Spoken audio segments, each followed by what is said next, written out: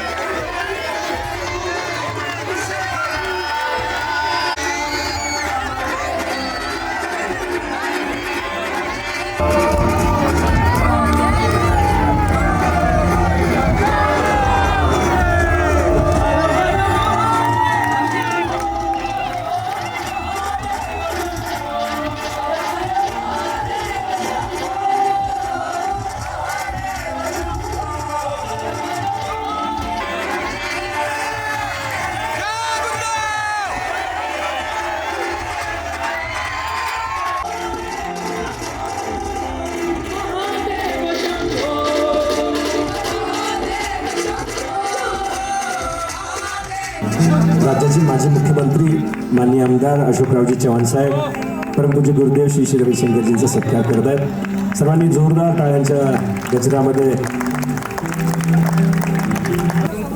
कशा आहात? जकास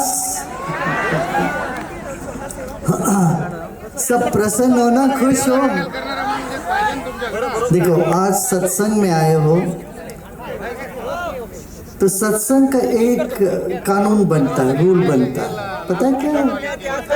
आप यहाँ अपनी चिंता लेके आ सकते हो मगर वापस नहीं लेने जाना, वापस लेके नहीं देने देंगे. हाँ, चिंता वापस लेके नहीं जाने देंगे. समझ में आई ना बात? तो चिंता को यहीं छोड़ के चिंतन लेके जाना है. और क्या चिंतन? आत्मचिंतन. देखो देखते देखते जीवन ऐसे ही निकल जाता है, निकलता है ना. 1 मिनट के लिए आप अपना उम्र याद करो, कितना उम्र आपका है, हो गया. आपण जर साइडला उभं राहिलो इसको थोड़ा टाइट करना.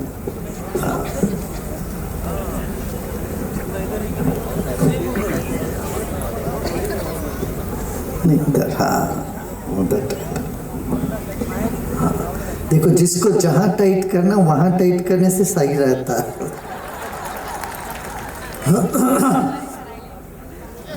ऐसे ही हमारे लाइफ में कुछ जीवन में कुछ चीज़ों को जहाँ जहाँ टाइट करना वहाँ टाइट करो तो रुक जाता है ना.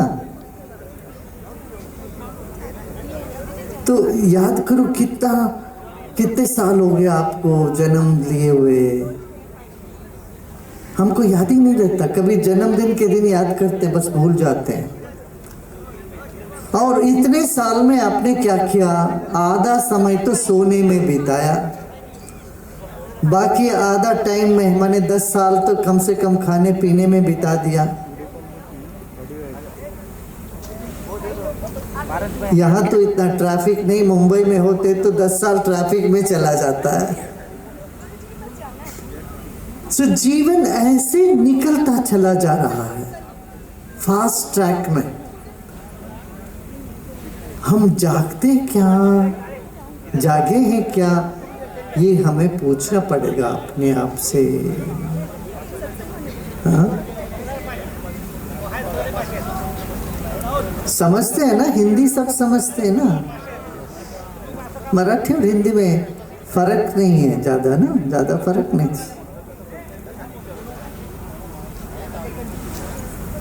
तो जीवन को एक विशाल दृष्टिकोण से देखना है सबसे पहली बात. अरे देखते देखते 40-50 साल बीत गया, 20-22 साल बीत गया, और आगे हमको कैसे जीना है?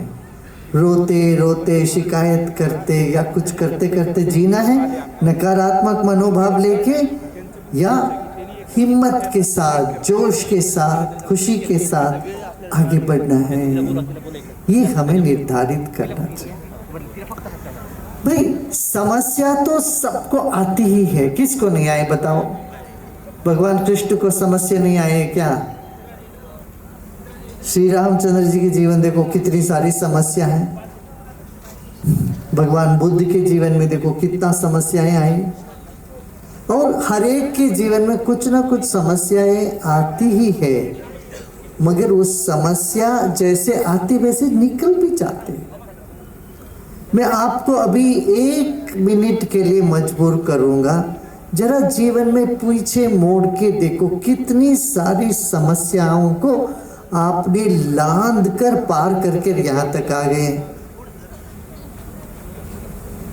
है ना?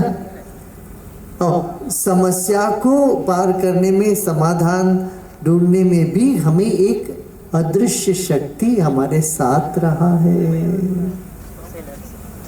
अदृश्य शक्ति रही है ना आपके साथ, आपको मदद मिली। हाँ, चल कितने लोगों के जीवन में चमत्कार हुए हैं? बहुत, हाथ उठाओ। वाह, देखो इतने सारे लोगों, सब मेरे ख्याल से सबके सब उठा रहे हाथ। अपने यहाँ आर्ट ऑफ लिविंग में चमत्कार की कोई कमी नहीं है, कि ये सारी जो संसार है, सारी दुनिया जो है ईश्वर से बसा हुआ है, और ईश्वर ही सब कुछ करता है। तो ये तो हमको मन में अच्छे से समझ लेना चाहिए। जब भी कोई समस्या आती है तो उसमें हमको समाधान मिल ही जाएगा, मिलेगा ही है। क्यों? हमने नाता जोड़ दिया। क्या? ईश्वर मेरे हैं, गुरु मेरे हैं। जब गुरु हमारे हैं तो हमको किस बात की कमी है? ईश्वर मेरे अपने हैं तो हमारे सारे काम जो है होता जाएगा, हो जाएगा। ये विश्वासम फलदायकम कहा गया। विश्वास जहाँ होता है वहाँ फल मिलता ही है। हाँ, समय समय पर विश्वास डगमगाता है, मगर फिर साधना करोगे, ध्यान करोगे, सत्संग करोगे तो वो फिर मजबूत हो जाता है। तो गुरु के पास क्यों आते हैं? कि अपनी सारी दुख, दर्द, पीड़ा, कष्ट, समस्याएं दे देने के लिए। और गुरु कहाँ क्यों जगह जगह जा रहे हैं? ताकि आपकी सब समस्या को हाथ में ले लेने के लिए। ठीक है? तो पकड़ के मत जाना, आज सब समस्या छोड़ के जाओगे? हाँ, पीछे पीछे जो बैठे हैं। हाँ, वैसे तो जो ध्यान करता है, साधना करता है, उनकी समस्या लगती ही नहीं है। वो आती भी है, ऐसे निकल जाते, है ना? कितने लोगों का ऐसा अनुभव हुआ? यहाँ पर हाथ उठाइए। हाँ, देखो यही है पटखा। एक और है, ठीक है?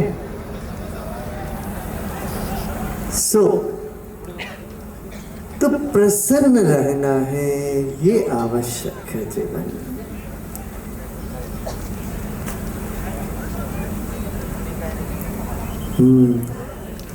तो ज्ञान, भक्ति और कर्म 3 मार्ग बताया गया। ये तीनों मार्गों को जोड़ने वाली एक कड़ी है तो वो ध्यान है।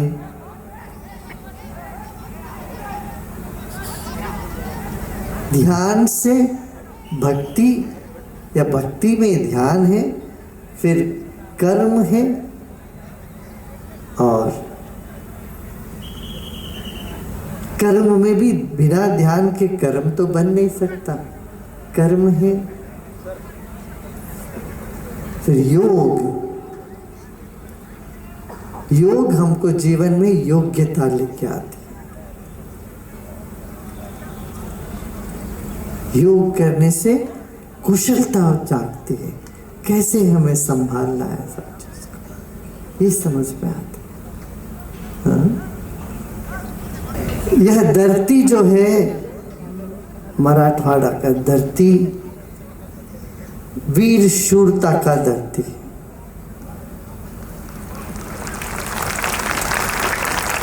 यहां भक्ति और वीर शूरता दोनों साथ जागी है। कर्म योग भी और भक्ति योग भी और ज्ञान भी। और हमारे पूर्वजों ने सब किया है। अपने पूर्वजों को याद करिए, यहाँ वो लोग कितने एक आदर्श स्थापना करके गए, है ना।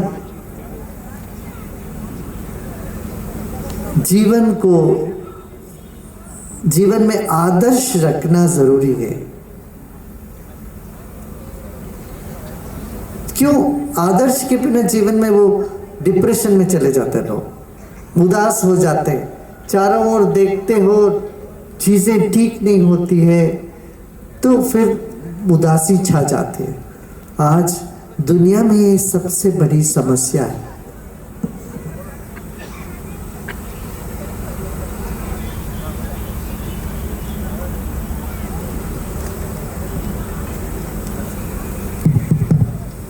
आज दुनिया में एक बहुत बड़ी समस्या है, हर 40 सेकेंड एक आदमी अपना आत्महत्या कर रहा है।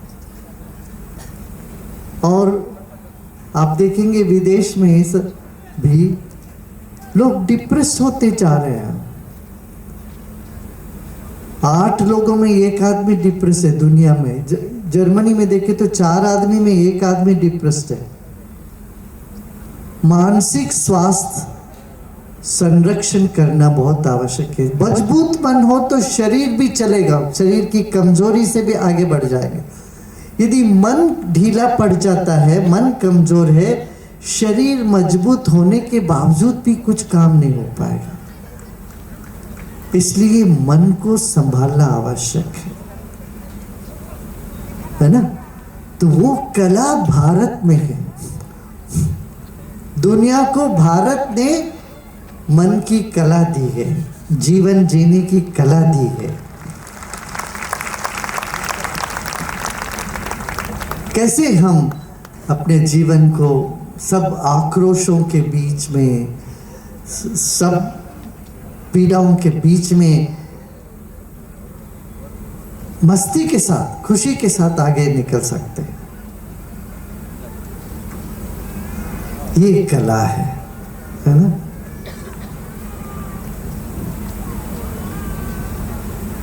तो जीवन क्षणिक है, थोड़ी समय के लिए है, और हम कैसे इस जीवन को जीना चाहते हैं ये हमें बार बार अपने आप में पूछना चाहिए, ठीक है ना। और एक और बात ये है,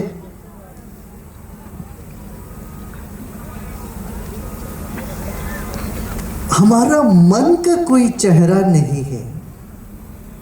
शरीर में चेहरा है मगर मन का कोई चेहरा नहीं है। आप अभी 1 मिनट के लिए, आधा मिनट के लिए आंखें बंद कर लीजिए सब लोग। आधा मिनट आंख बंद करके देखिए, क्या आपका कोई चेहरा है? क्या आपका शरीर का तो चेहरा है, मन का कोई चेहरा है क्या? Is there any face to the mind?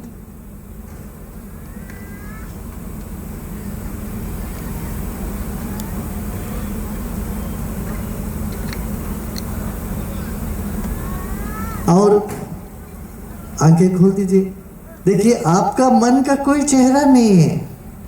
हमारे भीतर जो चेतना है इसका कोई चेहरा नहीं है, आत्मा का कोई चेहरा नहीं है, शरीर का चेहरा है। इसलिए जब कोई मर जाता है तो उसके शव को देख के हम क्या करते हैं, तो रोते धोते थोड़ी देर, फिर ले जाके कोई दफन करता है, कोई उसको जला देता है, समाप्त हो जाता है। हमारा संपर्क किसी व्यक्ति से उसका मन के साथ है कि शरीर के साथ है? हाँ, सोचें इसको। तो जब हमारा कोई चेहरा नहीं है, ऐसा ही किसी और का भी कोई चेहरा नहीं है। एक मिनट फिर से आंख बंद करके ये देखो, जिनके बारे में आपको बहुत क्रोध है, जिनको आप नहीं चाहते हो, ये समझो उनका कोई चेहरा नहीं है, उनके सिर्फ ऊर्जा है उनके भीतर। जिनको आप पसंद नहीं करते उनको देखो, ये सिर्फ ऊर्जा है। ऐसे ये देखो, जिनको आप बहुत पसंद करते वो भी ऊर्जा है। एक मिनट के लिए दुनिया के सबके चेहरे खत्म कर दो, माने सबका चेहरा एक तरफ उसको नजरअंदाज कर देना, चेहरा नहीं है समझो। क्या है? सबके भीतर सिर्फ ऊर्जा है, शक्ति है। या आंख खोल दीजिए, अब देखिए, ये शक्ति से तो सारा संसार है। इस शक्ति को बार बार स्मरण करना, अनुभव करना, उससे आनंदित होना जीवन में एक उन्नत स्थिति पर हमको ले जाएगा। हाँ?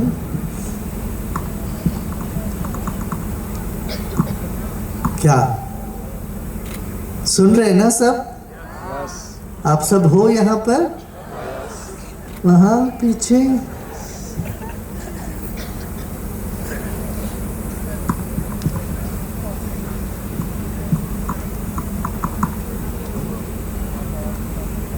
हमारी देश की संस्कृति इतनी ऊंची है, हम माता को पहले प्रणाम करते हैं। माता, पिता, गुरु, दैव, ये चारों माननीय हैं। हमारे जितने भी राजा महाराजा हुए वो सब माता को सम्मान किए कि नहीं? माता को सम्मान किए, पिता को सम्मान किए, गुरु को भी सम्मान किए, और अतिथि को भी सम्मान करते।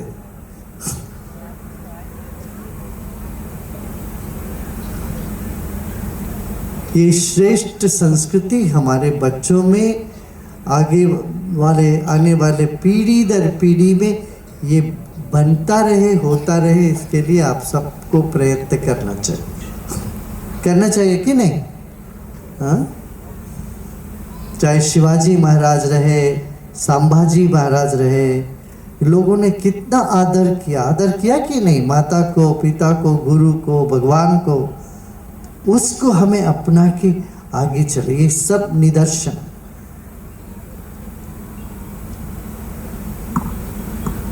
अनादर किसी को नहीं करना चाहिए। क्यों नहीं करना चाहिए? जिनको हम अनादर करते हैं वो अनादर हमारे पाँव ऊपर आ जाएगा, हमारे पास 10 गुना हो बढ़ के आ जाएगा। हम प्रेम बांटते तो प्रेम 10 गुना हो के आता है।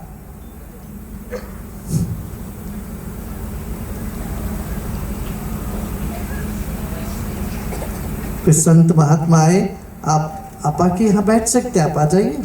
महात्मा जो लोग आके इधर बैठे, उनको स्टेज में यहाँ बिठा देना।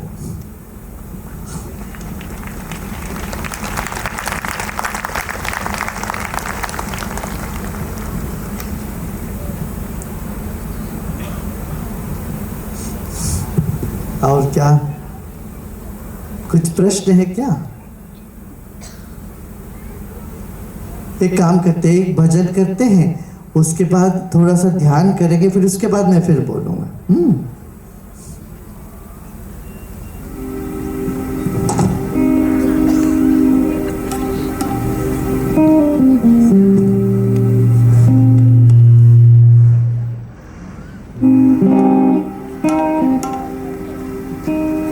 विठ्ठल विठ्ठल विठ्ठला, माझा विठ्ठल पांडुरंग विठ्ठला।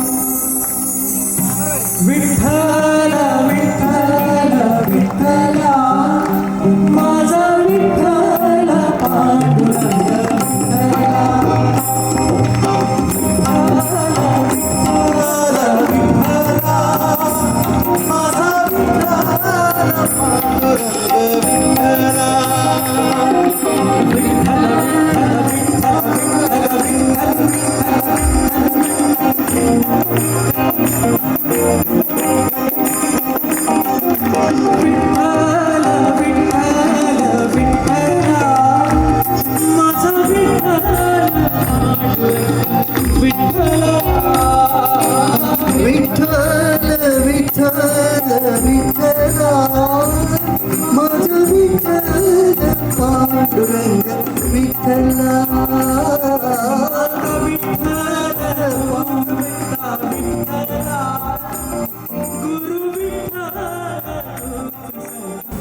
देखिए,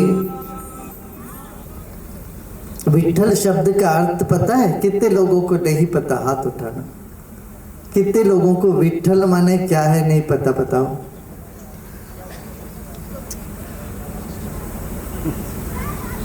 हाँ, हाथ उठाए देखते विठ्ठल माने क्या नहीं पता। हाँ, ठल माने क्या है? जो चलायमान है, अस्थिर है, इसको ठल बोलते हैं। विठ्ठल माने जो कभी अचल नहीं होता, जो अचल रहता है, कण कण में जो होता है और स्थिर होता है, अनंत शाश्वत जो सत्ता है, उसी को विठ्ठल बोलते हैं। जिससे सब कुछ बना है उसी को विठ्ठल बोलते हैं। आकाश जैसे जो सब जगह व्याप्त है उसी को विठ्ठल बोलते हैं। अटल अटल विठल पने विशेष लगता है बदल रहा है मगर नहीं बदल रहा है, दोनों है जिसमें वो विठल। जैसे नदी है, नदी पुराना है, गोदावरी नदी कितने पुराना, अरबों साल पुरानी है, फिर भी पानी ताजा है कि नहीं? पानी पुरानी है क्या इसमें? नहीं, ताजगी ताजा।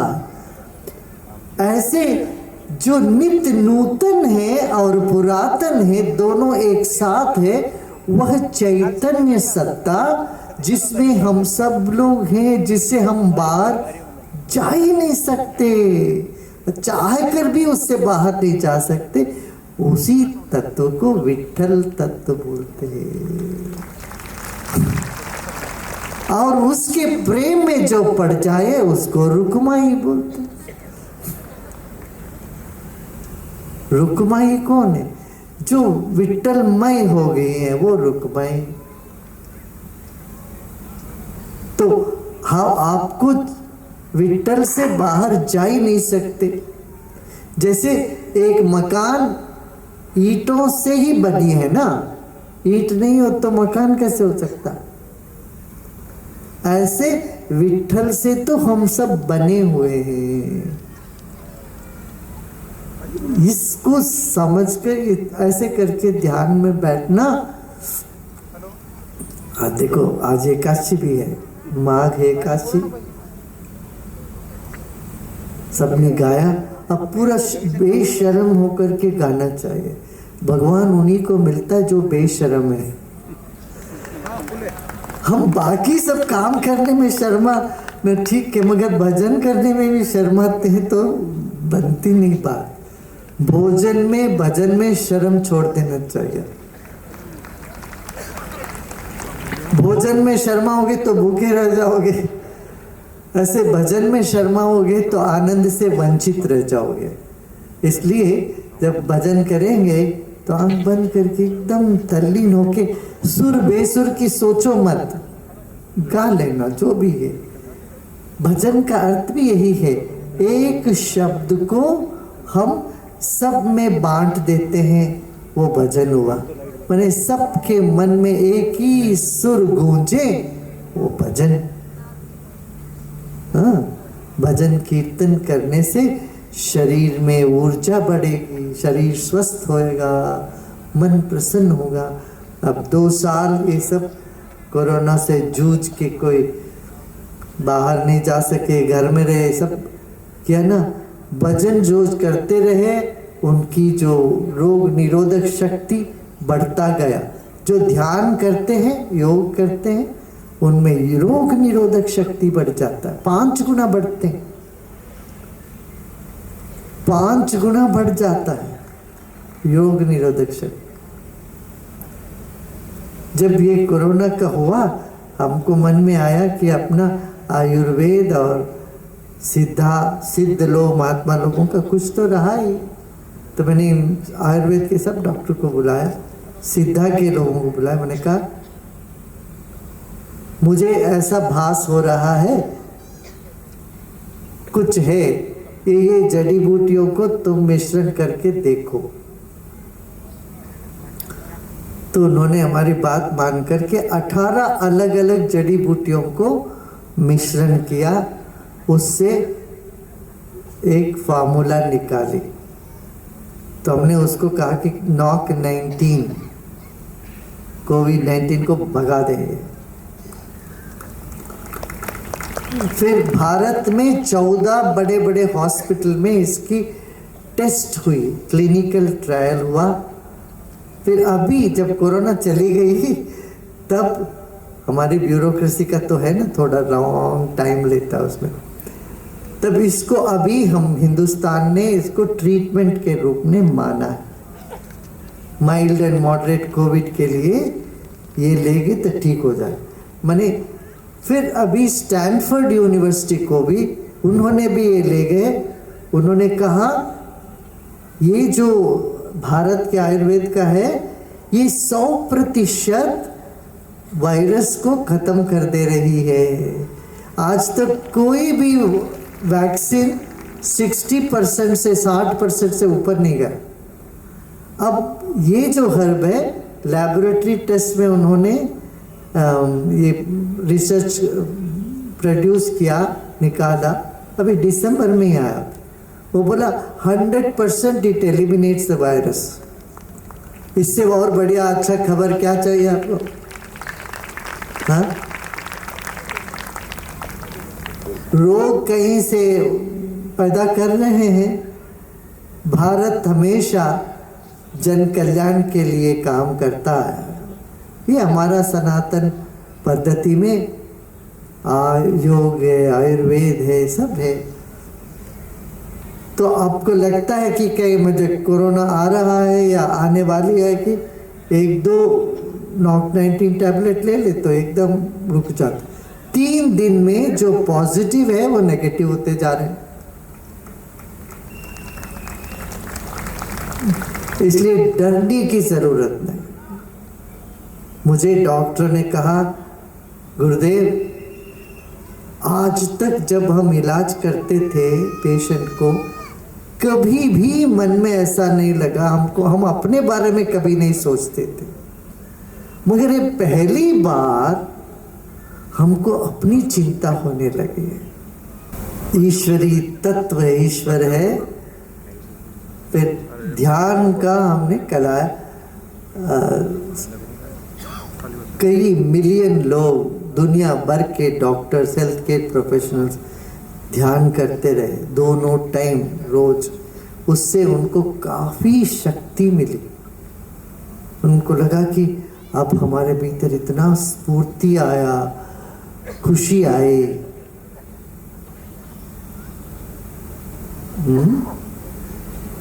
तो ये ध्यान हमें करना चाहिए, बड़ा प्रैक्टिकल है। रोज 10-20 मिनट बैठ के आप लोग ध्यान किया करें कि जीवन में वो संबंध जुड़ जा, कनेक्शन हो जाता है। अनंत ब्रह्मांड में जो परमात्मा तत्व है उसके साथ तार जुड़ जाता है।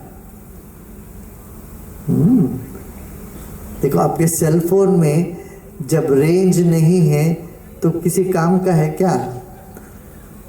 हाँ, सेल फोन तो है मगर वो जुड़ा नहीं है, वाईफाई से नहीं जुड़ा है, whatever 4G 3G 5G 6G से किसी से मिला नहीं है तो फोन काम नहीं करता ना।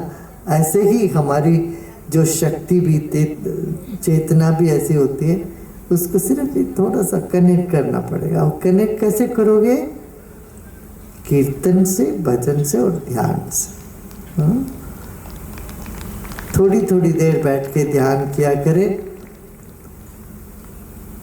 इससे शरीर स्वस्थ रहेगा, मन प्रसन्न रहेगी, बुद्धि तीक्ष्ण होने लगेगा, हम जो चाहते वो काम होता रहेगा। फिर हमारा जो व्यवहार है समाज में वो भी बहुत अच्छा होने लगेगा, मधुरता आएगी जीवन में। देखिए हमें, आपको तो कटु शब्द पसंद नहीं है ना, कोई आपसे कटु बात करे आपको अच्छा लगता है? नहीं। ऐसे ही आपके द्वारा भी वचन भी मधुर होंगे दूसरों की तरफ। तो ये सब उपयोगिता है, इसलिए ध्यान करना आवश्यक है। और प्राणायाम करते रहो, रोज 10 मिनट आप प्राणायाम करोगे तो ऐसा मजबूती आएगा जीवन में। चलिए अभी ध्यान करते हैं। आराम से बैठ जाइए सब लोग, कोई 10 मिनट करेंगे, बीच में कोई उठ के नहीं जाएगा, ठीक है ना? 10 मिनट हम ध्यान करेंगे, आराम से बैठ जाइए।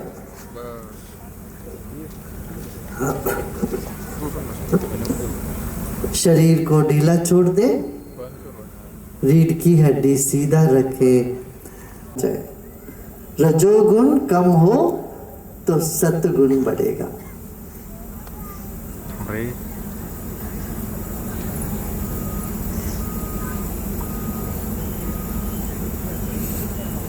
अच्छा, आप शांत रहे, रीढ़ की हड्डी सीधा रखें, आंखें बंद रखें।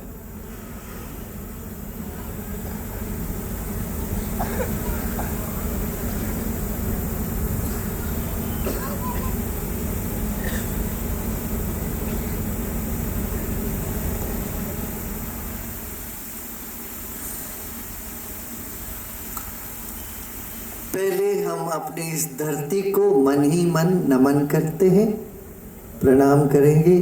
ये पवित्र धरती है जहाँ गुरु गोविंद सिंह महाराज जी ने अपना आखिरी सांस लिया है, यहाँ से उन्होंने उद्बोधन किया है और कई संत महात्मा ऋषिगुण सब इस धरती पर आए हैं। और इस धरती माँ को मन ही मन प्रणाम करें। ऐसे ही आप अपने माता पिता का भी स्मरण कर लें, उनको भी धन्यवाद दें, नमन करें।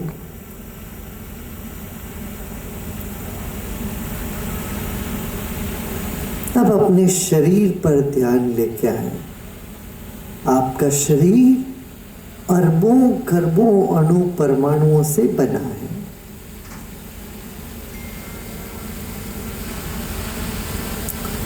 जब आप पैदा हुए थे सिर्फ 6 किलो के थे, 5 किलो के थे, 4 किलो के थे। आज आप 60, 70, 80, 90, 100 किलो वजन के हो गए।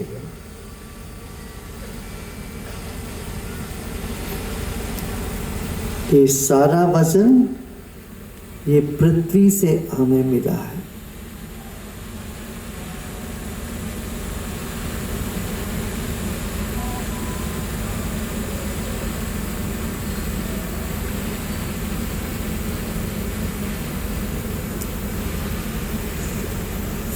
एक गहरी सांस लीजिए और छोड़ें। सांस छोड़ते छोड़ते शरीर को भी ढीला छोड़ दें। आपका अपना शरीर ईश्वर से मिला हुआ एक अद्भुत उपहार है। अपने ही शरीर को मन ही मन सम्मान करें।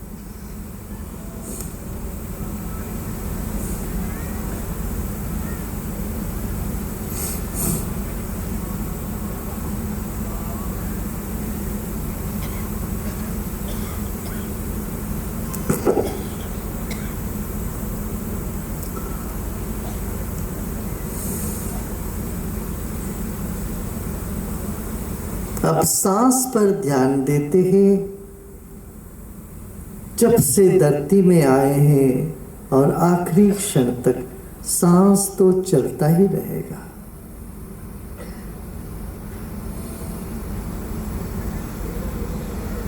सांस पर ध्यान दीजिए। सांस अंदर आ रही है और बाहर जा रही है।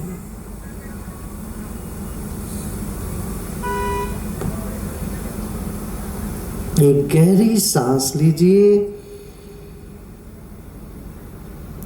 और रोकिए और छोड़ दें। फिर एक गहरी सांस लीजिए, रोकिए और छोड़ दें।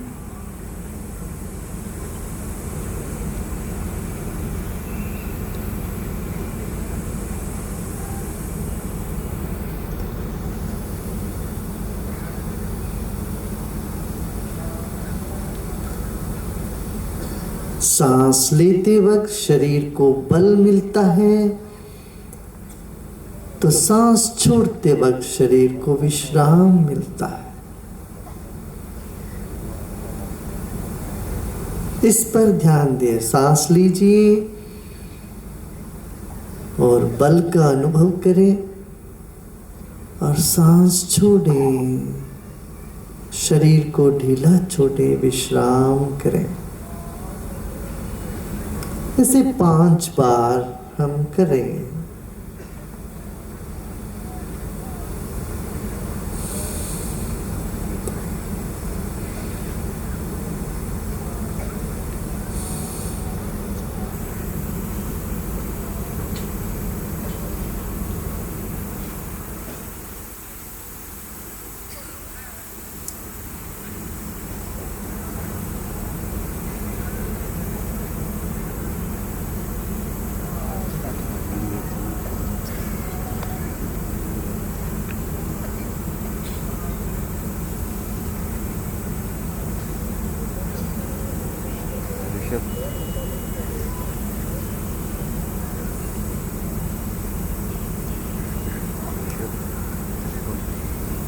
जैसे जल में मछली है, वैसे हम हवा में हैं। हमारे चारों ओर वायुमंडल है।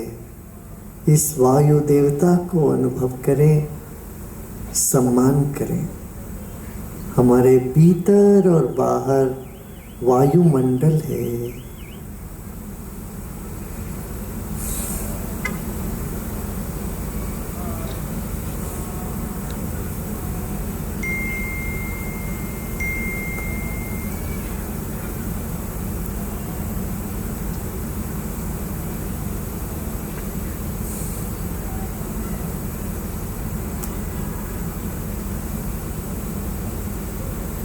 अब हम अपना मन पर ध्यान देते हैं।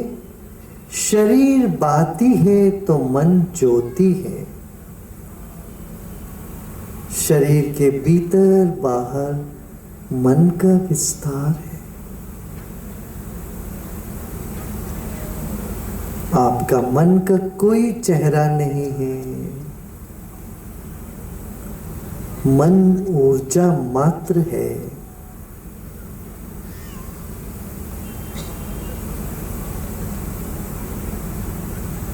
जो भी विचार आ रहे हो उन सब को स्वीकार करें, उनको आने दें और वो चले जाएंगे।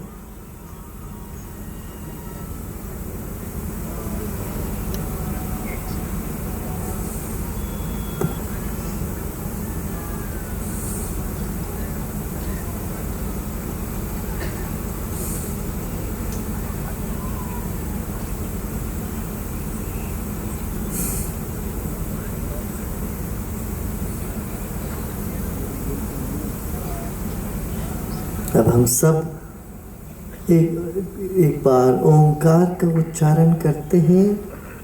गहरी सांस लीजिए।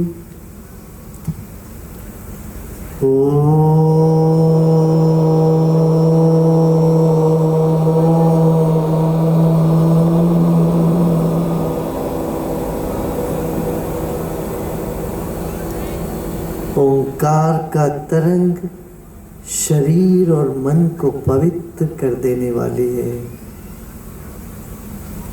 मुस्कुराते मुस्कुराते फिर एक गहरी सांस लीजिए।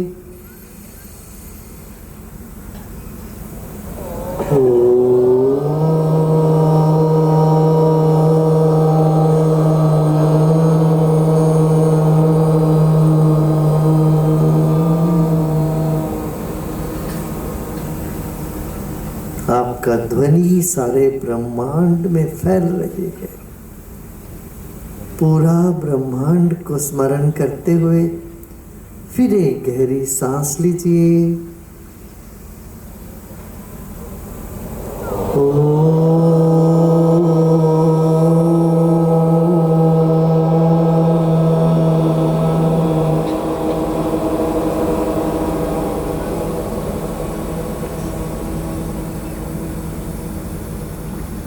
अरबों खरबों तारे सितारे हैं, अनंत आकाश।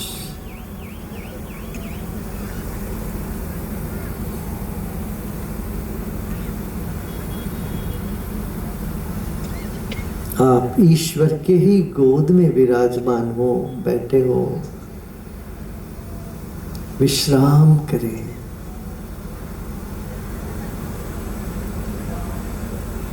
किसी का कोई चेहरा नहीं है, सब ऊर्जा से बने, सबका मन ऊर्जा ही ऊर्जा। विश्राम करें। इस वक्त ना ही कुछ करना है, ना कुछ जानना है। सब प्रयत्न छोड़कर विश्राम करना है।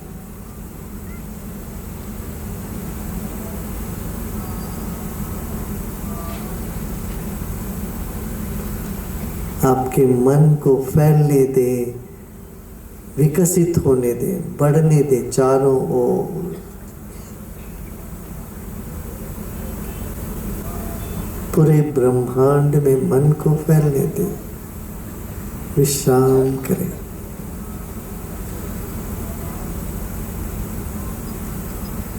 शिवा शिवा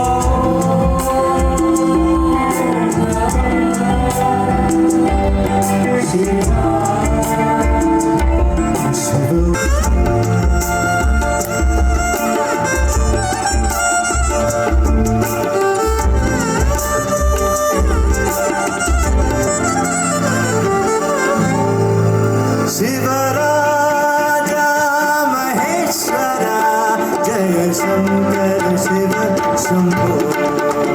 शिवराजा महेश्वरा जय शंकर शिव शंभो।